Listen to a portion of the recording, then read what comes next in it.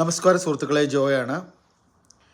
ഒരു കാര്യം സംസാരിക്കാനായിട്ട് വന്നതാണ്. എവിടെ നിന്ന് അങ്ങ് തുടക്കം എപ്പോഴും ഇങ്ങനെ ഓക്കെ. ഞാനേ ഒരു കാര്യം പറയാം. ഈ സുകുമാരക്കുറുപ്പിനെ ഓർമ്മയുണ്ടോ? മലയാളികളായ ആരും മറക്കത്തില്ലല്ലോ സുകുമാരക്കുറുപ്പിനെ. ഏറ്റവും പുതിയ ജനറേഷന് എനിക്ക് തോന്നുന്ന ഈ നമ്മുടെ മഹാനടൻ മമ്മൂട്ടിയുടെ മോൻ ദുൽഖർ സൽമാൻ ആ കഥ സിനിമയെടുത്ത് വീണ്ടും ചെയ്തിട്ടുണ്ട്. അങ്ങനെയെങ്കിലും അവർക്കത് പരിചയം ഉണ്ടായിരിക്കും. കേരളത്തിലെ ഈ ഫേമസ് ആയ പിടികിട്ടാപ്പുള്ളി, ഇപ്പോഴും പിടിയിലാകാത്ത മനുഷ്യൻ, കൊടും കുറ്റവാളി, അങ്ങനെ പല വിശേഷണങ്ങളുള്ള ആളാണ്.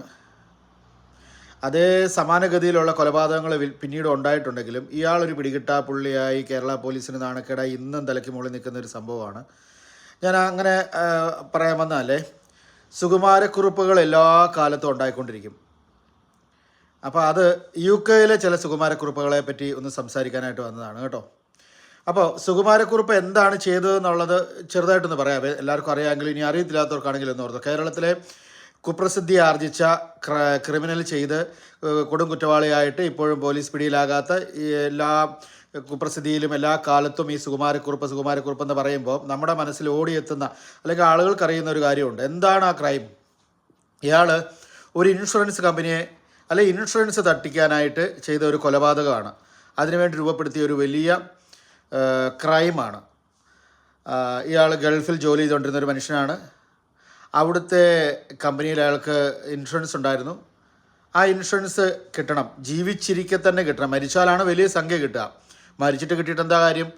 വേറെ ആരെങ്കിലും ഉപയോഗിക്കുക. അപ്പോൾ അയാൾക്ക് തന്നെ ഉപയോഗിക്കാനായിട്ട് അയാൾ കണ്ട മാർഗ്ഗമാണ് അയാളുടെ രീതിയിലുള്ള ശരീരപ്രകൃതിയുള്ള വലിപ്പമുള്ളൊരു മനുഷ്യനെ തേടി അലഞ്ഞ് നടന്ന് അയാളും കൂട്ടാളികളും കൂടെ കണ്ട് ആലപ്പുഴയിൽ വെച്ച് കിട്ടി. ഒരു രാത്രിയിൽ ആ മനുഷ്യനെ കാറിലിട്ട് കത്തിച്ചു കളഞ്ഞു, ഈ സുകുമാരക്കുറുപ്പിൻ്റെ കാറിൽ. എന്നിട്ട് ഇയാൾ മരിച്ചു എന്ന് വരുത്തി തീർത്ത് ഇൻഷുറൻസ് കമ്പനിയുടെ പണം തട്ടാനായിരുന്നു ഇയാളുടെ പദ്ധതി. അപ്പോൾ പാവപ്പെട്ട ഒരു മനുഷ്യൻ, ഒരു എന്താ പറയുക, ഫിലിം റെപ്രസെൻറ്റേറ്റീവ് ആയിട്ടുള്ളൊരു മനുഷ്യൻ, ചാക്കോ എന്ന് പറയുന്ന ഒരു മനുഷ്യൻ, രാത്രിയിൽ ഹതഭാഗ്യൻ എന്ന് പറയാം, അദ്ദേഹത്തിൻ്റെ ഭാര്യ ഗർഭിണിയായിരുന്നു.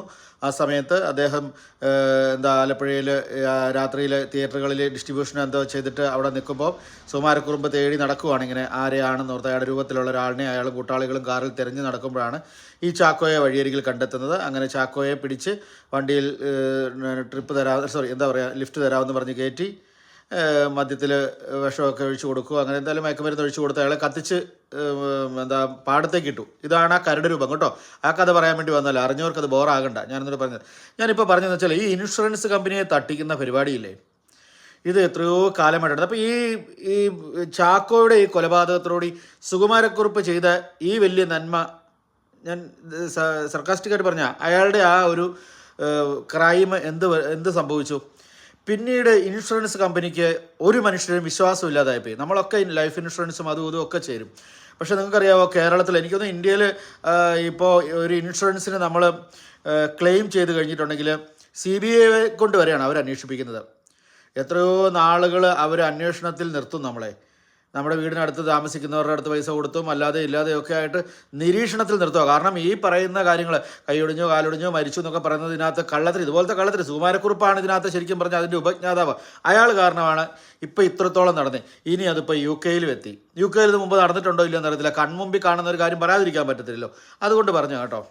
അപ്പോൾ ഞാൻ പറയുന്നത്, UK നിവാസികളോട് ഞാൻ പറയുന്നത്, ഇപ്പോൾ പല രീതിയിലുള്ള തട്ടിപ്പുകൾ നമ്മൾ കണ്ടു കഴിഞ്ഞു ഇല്ലേ? ഏതൊക്കെയാണ്? വിസ തട്ടിപ്പ് നടന്നു. അതിന് വിസ തട്ടിപ്പിന് പല മാനങ്ങളായിരുന്നു ഇല്ലേ? ഏതൊക്കെ രീതിയിൽ എന്തൊക്കെ വേതാളങ്ങളാണ് വന്നുകൊണ്ടിരുന്നത്, ഇപ്പോഴും നടക്കുന്നുണ്ട്. അതുപോലെ തന്നെ വിസ തട്ടിപ്പിന് ഇപ്പോൾ ഗവൺമെൻറ്റിനെ തട്ടിപ്പിക്കാനായിട്ട് ഈ ഇടയ്ക്ക് ട്രാൻസ്ജെൻഡർ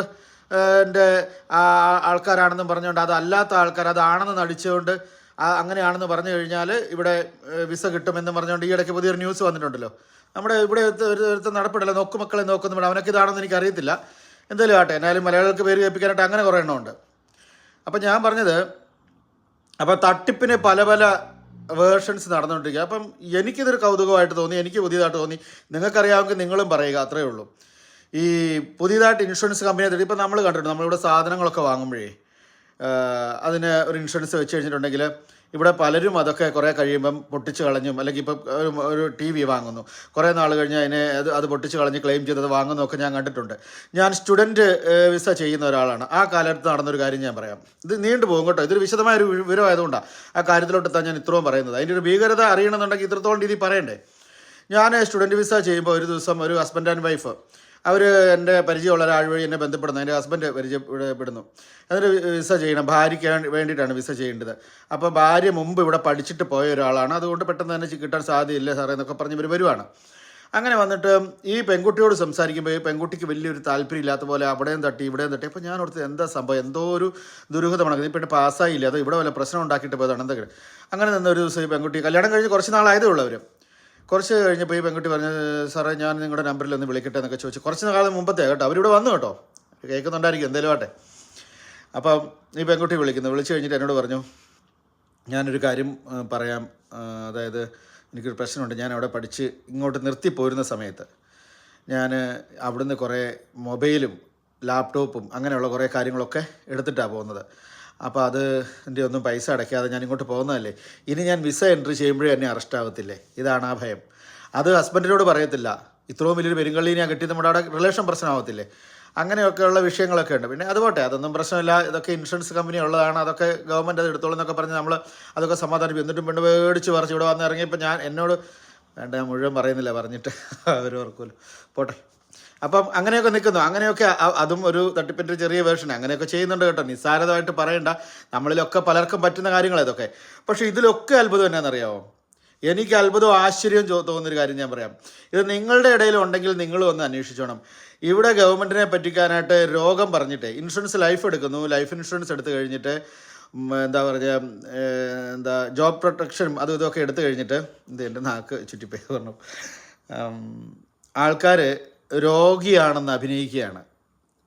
എടാ, രോഗിയാണെന്ന് അഭിനയിക്കുകയാണെന്ന്.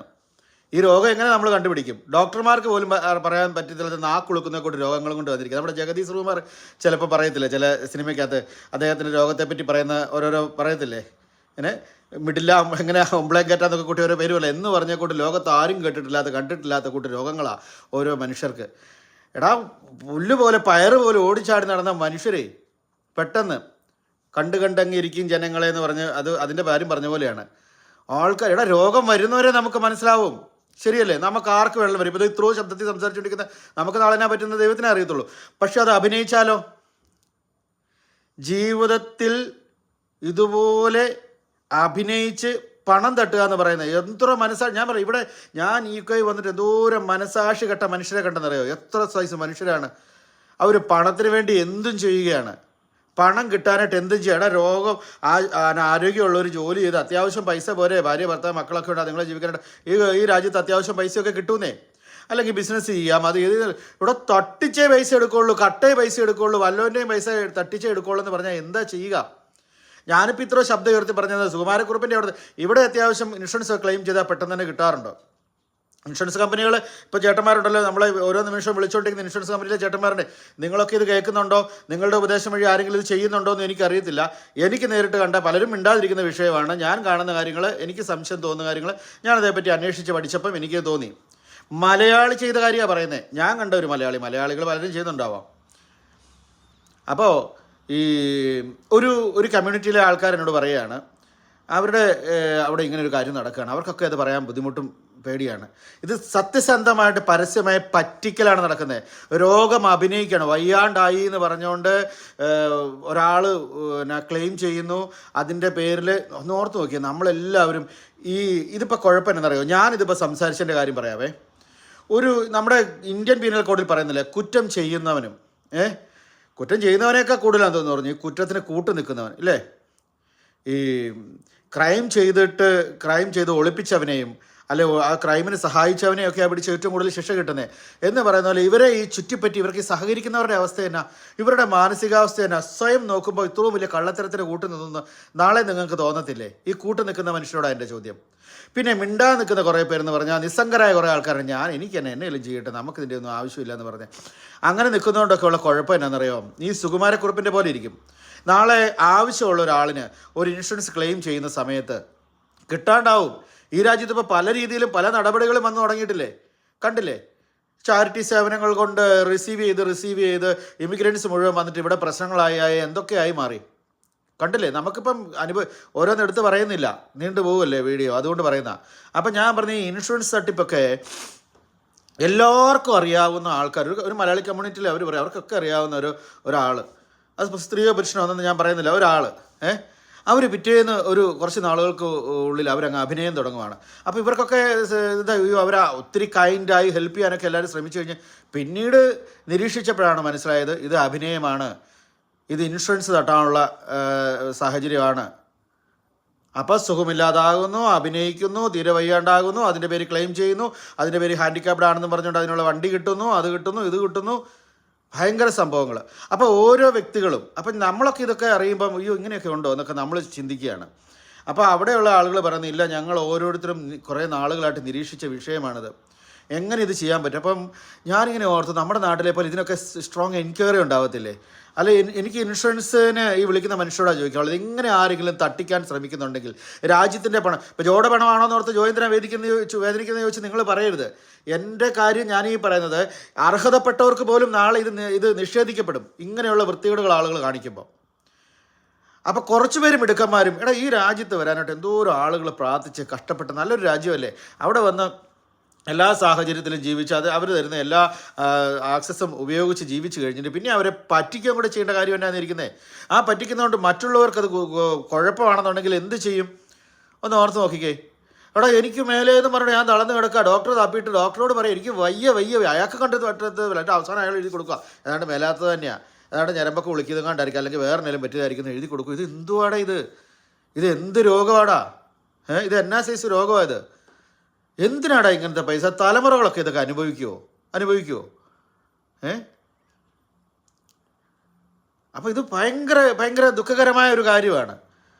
അപ്പോൾ ഞാൻ ആ കമ്മ്യൂണിറ്റിയിൽ ഇങ്ങനെ സംസാരിക്കുമ്പോൾ അവരുടെ ആൾക്കാർക്കൊക്കെ അറിയാം, അവരാരും അതിനകത്ത് അത്ര വലിയ മൈൻഡ് ചെയ്യുന്നില്ല, അനുഭവിച്ചോളും, ഇതിൻ്റെയൊക്കെ ശിക്ഷ അവർക്ക് കിട്ടിക്കോളും, അല്ലെങ്കിൽ അവരുടെ മക്കൾക്ക് പുച്ഛമല്ലേ ഉണ്ടാകുക. ഈ ഹസ്ബൻഡ് ആൻഡ് വൈഫ് അങ്ങോട്ടും ഇങ്ങോട്ടും എങ്ങനെയായിരിക്കും പരസ്പരം സമൂഹത്തെ പറ്റിക്കാനായിട്ട് തയ്യാറാകുന്നത്. ഇപ്പം ഞാനൊരു കള്ളത്തരം കാണിക്കുമ്പോൾ എൻ്റെ വൈഫ് വന്ന് പറയുന്നോ നീ അത് ചെയ്യരുത്, അങ്ങനെ ചെയ്യരുതെന്ന് പറഞ്ഞു കഴിഞ്ഞാൽ അത് ശരിയല്ല, അതിലും വലിയ ഞാൻ ചെയ്യുമെന്ന് പറഞ്ഞിട്ട് ചെയ്യുമ്പോൾ ഇവർക്ക് എന്നോട് പുച്ഛമല്ലേ ഉണ്ടാകുന്നത്, ഇല്ലേ? മക്കൾക്ക് എന്നോട് പുച്ഛമല്ലേ ഉണ്ടാകുന്നത്.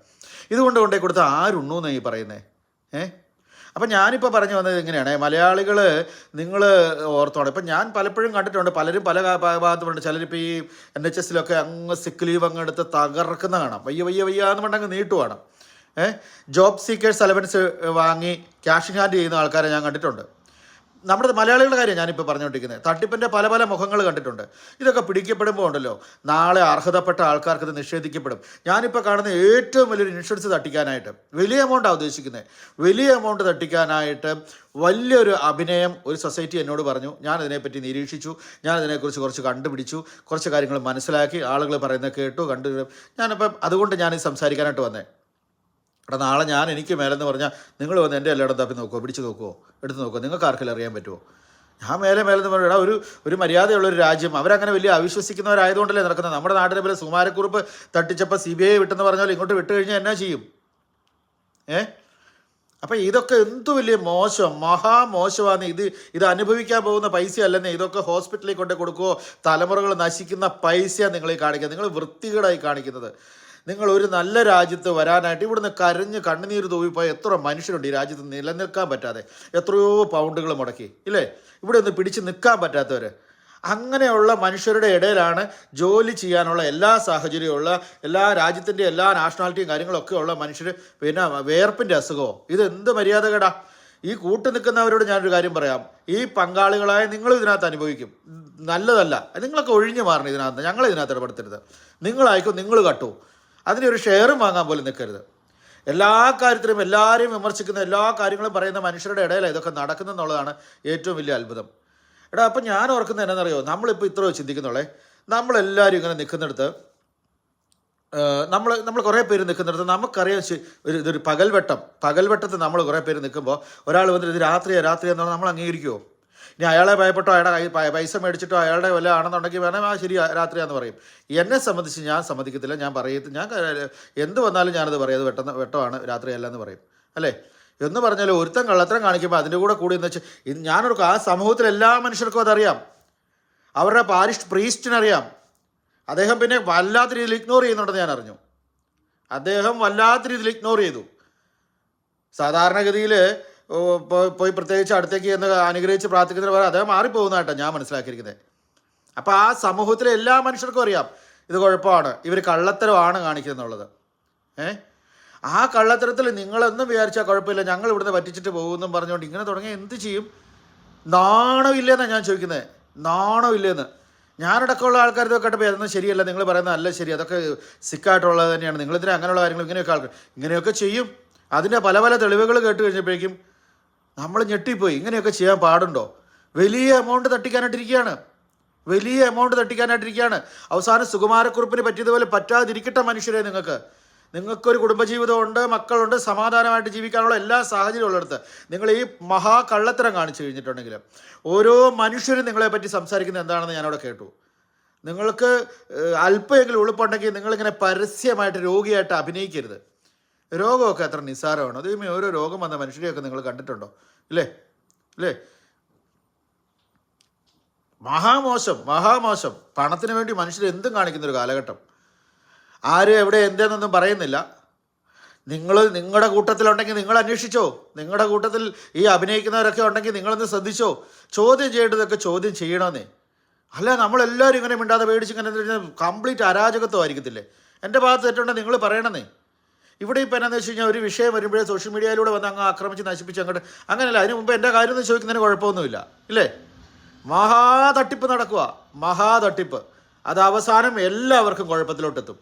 ഇവിടെ രോഗികളായിട്ടുള്ളവരും അല്ലെങ്കിൽ ജോലി സംബന്ധമായിട്ട് എന്തെങ്കിലും പ്രശ്നത്തിലൊക്കെ പോകുന്ന ആൾക്കാർക്ക് മുഴുവൻ കുഴപ്പത്തിലാകാനായിട്ട് ഇങ്ങനെയുള്ള നാശങ്ങൾ ഉണ്ടാകുന്നത്. അതുകൊണ്ട് ഞാൻ പറയുന്നു, ദയവ് ചെയ്തിട്ട് ഇത് കൂട്ട് എന്നാ പറഞ്ഞാൽ ഹീനമായിട്ടുള്ള കാര്യങ്ങൾ ചെയ്യാതിരിക്കുക. ഒരു സമൂഹത്തിനെ മുഴുവൻ ഇവിടെ ഞങ്ങളൊക്കെ ജീവിക്കാൻ വന്നതാന്നേ, നമ്മുടെ തലമുറകൾ ജീവിക്കാൻ വന്നതാന്നേ. നിങ്ങളൊക്കെ കാണിക്കുന്ന ഈ വൃത്തികേടുകൾ കൊണ്ട് ഒരു സമൂഹത്തിന് ആ പേര് കിടക്കും, അത്രയേ ഉള്ളൂ. ഇപ്പോൾ ഒരു സമൂഹത്തിനെ ആൾക്കാർ കണ്ടോ എന്തോരം ബഹളത്തിലാണ് ഉണ്ടാക്കുന്നത്, അവരുടെ കാറ്റഗറീനെ അങ്ങനെ ആക്കിയിരിക്കുക. അങ്ങനെയാണോ? അല്ല. റിഫ്യൂജീസായിട്ട് വന്ന് കുറേ ആൾക്കാർ ഇവിടെ കിടന്ന് പ്രശ്നം ഉണ്ടാക്കിയപ്പം ഇവിടെ മര്യാദയ്ക്ക് ജീവിച്ച് ആ സമൂഹത്തിലുള്ള ആൾക്കാർ വരെ ജീവിക്കാൻ സമ്മതിക്കുന്നുണ്ടോ? പ്രശ്നമല്ലേ എന്ന് പറഞ്ഞാൽ നിങ്ങൾ ഈ ഇൻഷുറൻസ് തട്ടിപ്പും ആ തട്ടിപ്പ് ഈ തട്ടിപ്പും വിസാ തട്ടിപ്പിൻ്റെ കാര്യം എന്തോരം എഴുതി, എല്ലാവരും എഴുതിയല്ലോ. അത് അടുത്തത് വരാൻ പോവുക. ഇതൊക്കെ പിടിക്കപ്പെടും കേട്ടോ. ഓരോ വ്യക്തികളും നിങ്ങളെ നിരീക്ഷിച്ചുകൊണ്ടാണ് നിൽക്കുന്നത്. എങ്ങോട്ടേക്ക് ആരൊക്കെ മെസ്സേജ് അയച്ചെന്ന് എനിക്കറിയത്തില്ല. ഭയങ്കര നാണം കേട്, കഷ്ടം. ഇവിടെ രോഗമാണെന്ന് ഒരു കുഴപ്പമില്ലാത്ത ആൾക്കാർ പബ്ലിക്കിൽ വന്ന് അഭിനയിച്ചിരിക്കുക എന്നൊക്കെ പറയും. എന്തുവാടാ ഇത്? എന്ത് കാര്യമാടാ? കഷ്ടം. ഇച്ചിരി ഒച്ചത്തിലും വെള്ളത്തിലായിപ്പോയി കേട്ടോ. സോറി. താങ്ക് യു കേട്ടവർക്കെല്ലാം താങ്ക് യു.